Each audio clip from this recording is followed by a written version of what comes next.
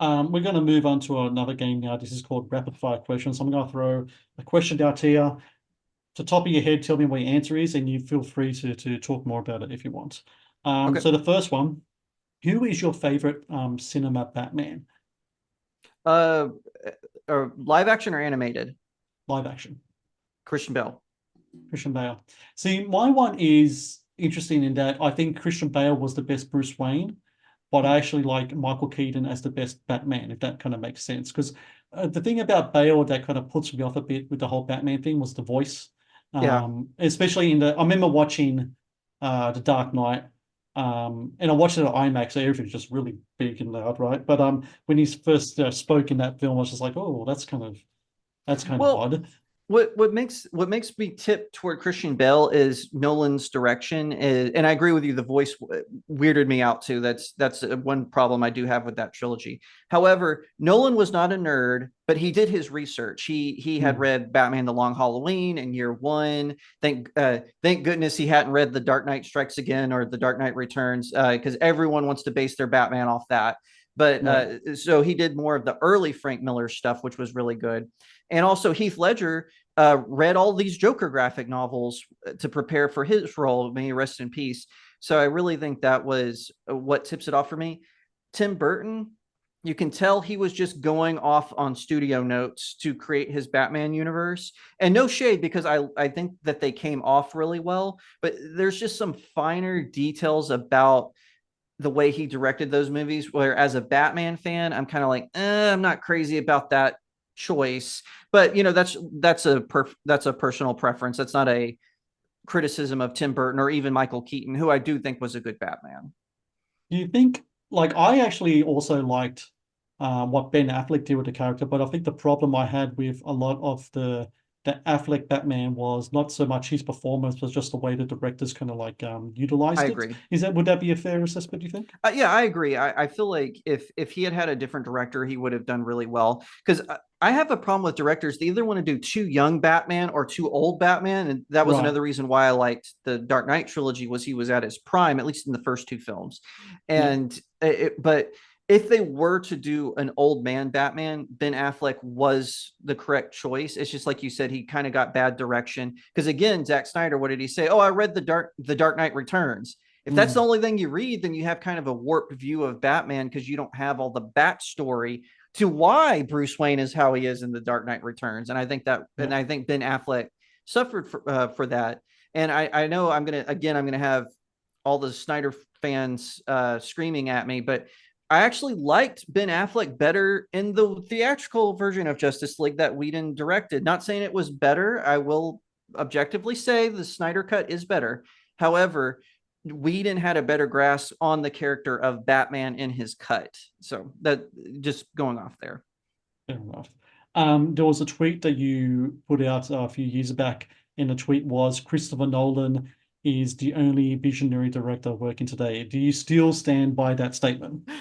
I've kind of oh man, that's so hard, because I feel like there are a lot of great up and coming directors, but I just, to me, a visionary is someone. And by the way, I didn't mean of all time. I just, Yes, I at the just went time, right now. okay, Yes, yeah, yes, right now I'm saying, yes. but I do think that there are people who are up and coming, who are doing good, like Matt Reeves, for instance, like Mm. Colin Trevorrow. I actually like their stuff a lot, but I just don't know if it crosses into the realm of visionary.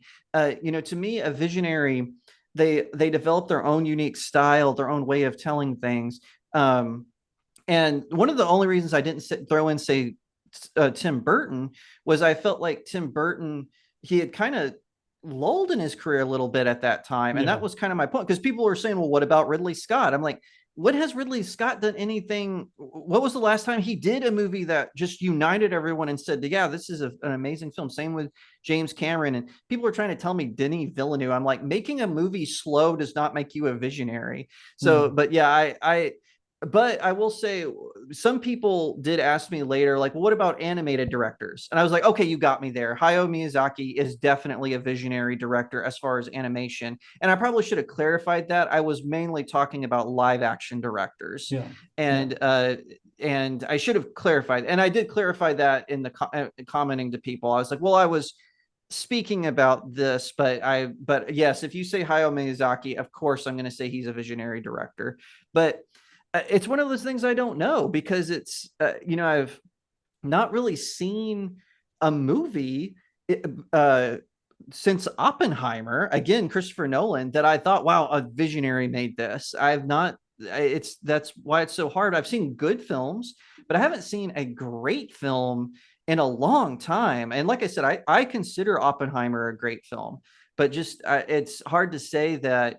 So I guess I'll say for now I stand by it. I don't know what else, where else to take that, because I just haven't seen anyone where I like, this guy's a visionary, if that makes sense.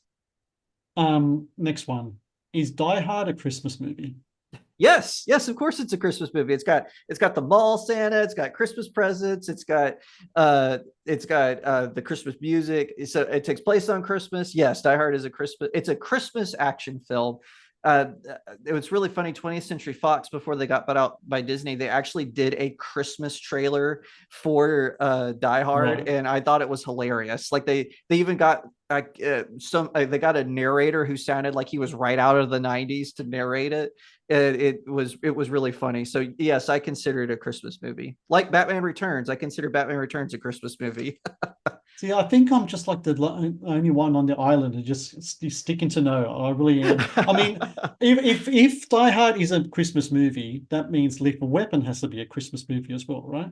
Oh, show me the lie. I mean, that's for me, I have a really low bar on what constitutes a Christmas movie. So Right. that could be that could be the issue there. Because like I made a list on my own website, 10 top 10 odd Christmas movies, and Batman Returns, Iron Man 3 was on there. So that was Right. kind of a fun list to make. But yeah, like I said, my bar is really low. If there's a mall Santa, okay, it's probably a Christmas movie. Last one, pineapple on pizza. Yes or no? Yes, but I should clarify, I don't consider it a pizza. I consider it a dessert. If it has fruit on it, it's a Ah, dessert. so that's a transition. So you put fruit on the pizza, it transitions to a different thing. Is that what we're saying then? Exactly. It's a Okay. dessert. You can still call it a pizza, but it's a dessert. It's not a meal. Very, very. That's a very interesting answer, because a lot of the answers have gone so far as like a firm yes or a firm no. It's like I don't put it on there, because like they say, nothing sweet and such like that. But that's actually a good compromise. I appreciate that one. Thank you very much for that, Jacob. Thank you for watching the Matt's Movie Reviews channel. Please subscribe for more reviews, podcast interviews, and exclusive content.